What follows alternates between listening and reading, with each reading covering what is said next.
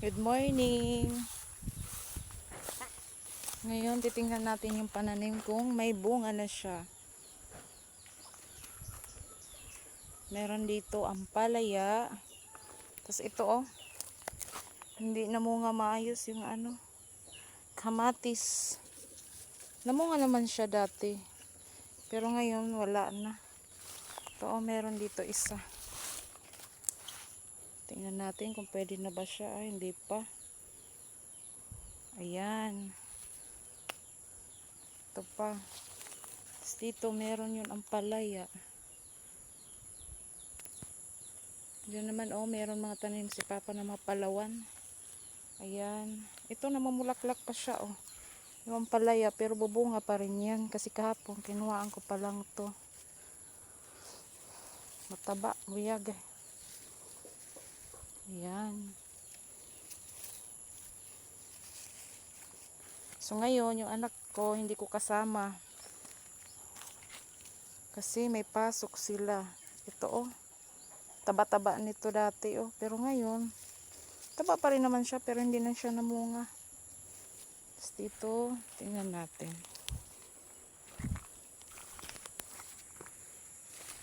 Morning. Yan meron dito talong. Ayan.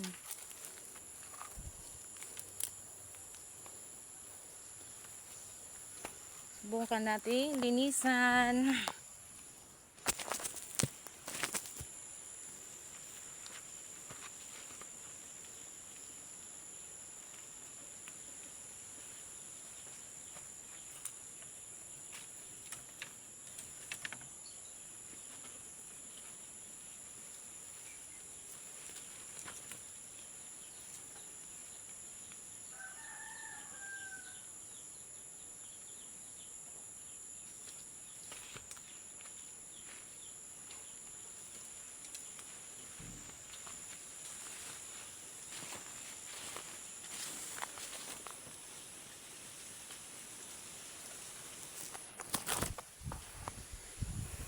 Ayan.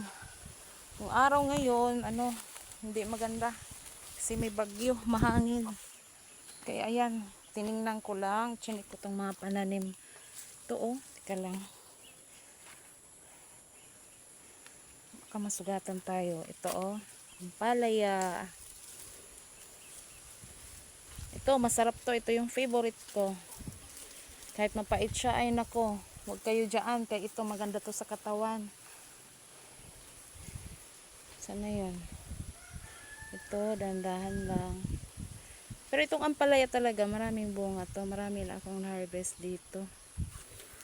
Ayun siya Ayun. Ayun marami lang. Sa kabila. Nag-harvest ako kahapon. Nakala ko naman, wala na dito. Meron pa pala. Ayun Pero antayin natin siyang lumaki. Ayun.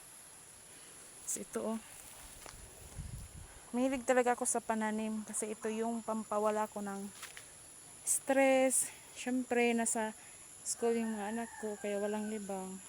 Tingnan niyo yung view.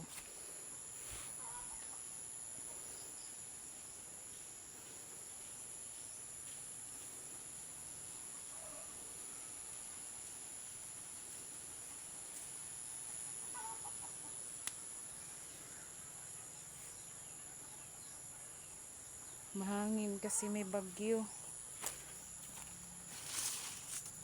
Ito kailangan ayusin to. Mamaya itatali ko to dito para hindi maano.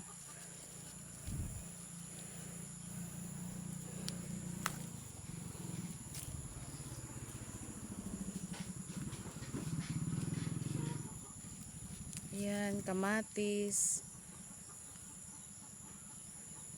Ito pa. Kailangan natin to ayusin mamaya pag hindi umulan. Ayan. Teka lang.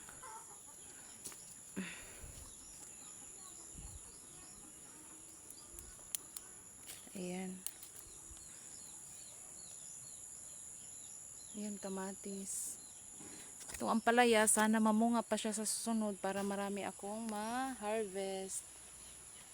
para magulay natin.